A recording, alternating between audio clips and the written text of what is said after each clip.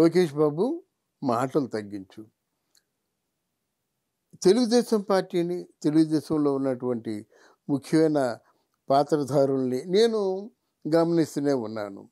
ఒకప్పుడు మాట్లాడడం రానటువంటి లోకేష్ ఈరోజు మాటలతో మాట్లాడుకుంటూ ఆడుకుంటున్నాడు. అంతవరకు ఓకే.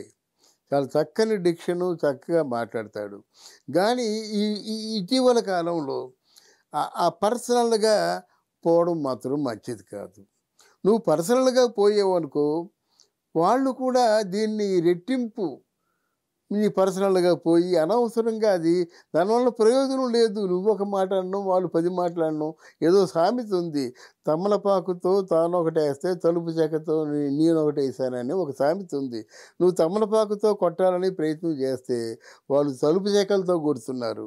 గనక నా ఉద్దేశం ఏంటంటే మాటలు తగ్గించి పనులు మూలకంగా మంచి పనులు, జనం ఆశ్చర్యపోయే పనులు, ప్రజలకు నమ్మకం కలిగే పనులు చేయండి. ఫర్ ఎగ్జాంపుల్ నీ ఎర్ర బుక్కు. ఇప్పుడు ఎర్ర బుక్ గురించి చెప్పడం అవసరమా? ఆలోచించండి. ఒకసారి మీ నాన్నగారిని అడగండి.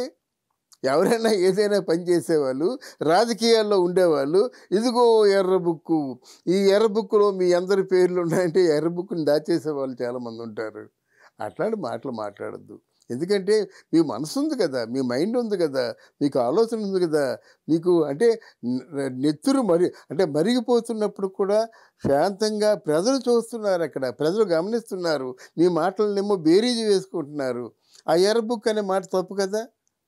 మీకు ఎవరి మీద ఉండొచ్చు. ఎందుకంటే కక్ష సాధింపుపై ఎవరికైనా భయంకరమైనటువంటి కోపం వస్తుంది. ఆ కోపాన్ని సామాన్యుడు ప్రదర్శిస్తే పర్వాలేదు.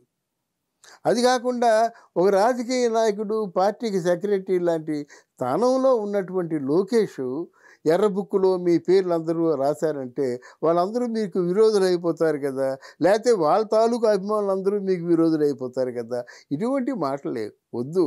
రాజకీయాల్లో ఉన్నారు కనుక రాజకీయాల్లో మీరు ఎదుర్కొన్నటువంటి పరాభవాలు, ప్రజలు జరుగుతున్న అన్యాయాలు, మీరు వస్తే ఏ విధంగా సహకరిస్తారో ప్రజా జీవితాన్ని హాయిగా కొనసాగేలాగా చూస్తారో అన్నది మీరు చెప్పాలి. కానీ వ్యక్తిగతమైన విమర్శలు మాత్రం వద్దనే నేను చెప్తున్నాను. ఇక్కడ చంద్రబాబు నాయుడు కూడా ఆయన జనాలు చూసినట్టయితే రెచ్చిపోతాడనమాట. ఈ రెచ్చిపోయి అతి నమ్మకం అంటే ఓవర్ కాన్ఫిడెన్స్ అంటారు చూసారా, ఆ ఓవర్ కాన్ఫిడెన్స్తోనే ఎలాగా తప్పకుండా గెలిచేస్తాం ఈసారి విన్నర్ మనమే అనుకున్నప్పుడు ఆయనకేం చేశారు, జనాలు 23 సీట్లకే పరిమితం చేశారు. అందువలన కొన్ని రాజకీయాల్లో ఉన్నప్పుడు మైకు వస్తుంది, పూనకం వస్తుంది, జనం తాలూకు ప్రోత్సాహం, జనం తాలూకు కేరింతలు చూసిన తర్వాత ఇంకేదైనా చెప్పేద్దాం అనిపిస్తుంది. ఇప్పుడు నేను మీకు వీడియో చెప్తున్నప్పుడు అది సమంజసంగా ఉండాలి. అవునరా యమంత్ రామారావు గారు చెప్తున్న మాటలో యథార్థం ఉందనిపించాలి. అంతేగాని వ్యక్తిగతమైన దోషాలకి తావు ఇవ్వకూడదు. ఎట్టి పరిస్థితుల్లో కూడా లక్ష్యం అన్నది మీ మనసులో ఉండాలి, గురి అన్నది మీ మనసులో ఉండాలి. అంతేగాని పలానా వాడిని ఇలా చేస్తానంటే వాడుకున్న తెలివితేటలు వాడికి ఉంటాయి కదా, ఇటువంటి మాటలు వద్దని చెప్తున్నాను నేను. తర్వాత డెఫినెట్గా మీ తండ్రి గారు జైల్లో ఉన్నప్పుడు మీరు పడే ఆవేదన, మీ తాలూకు బాధ, గుండె బాధ తెలిసినప్పుడు కూడా అంతిమ విజయం సాధించే వరకు మీరు అనాలోచితంగా మాట్లాడకూడదని నా మనవి. తెలుగుదేశం పార్టీ వాళ్ళు చాలామంది చూస్తున్నారు వీడియోలు.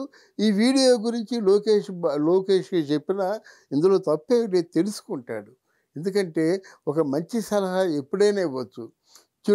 చెడు సలహా చెప్పే ముందు 1000 రకాలుగా ఆలోచించాలి.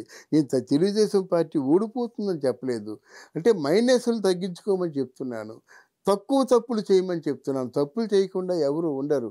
తక్కువ తప్పులు అంటే అవతల వాడికి అవకాశం ఇవ్వకుండా మీ తాలూకు ఆలోచన ఏమిటో ఎవరు తెలుసుకోలేకుండా ఉండే విధానమే రాజకీయం అంటారు. ఆ రాజకీయాల్లో ప్రధాన పాత్ర వహిస్తున్నటువంటి లోకేష్ తన పద్ధతిని మార్చుకుంటాడని మనస్ఫూర్తిగా నమ్ముతున్నాను.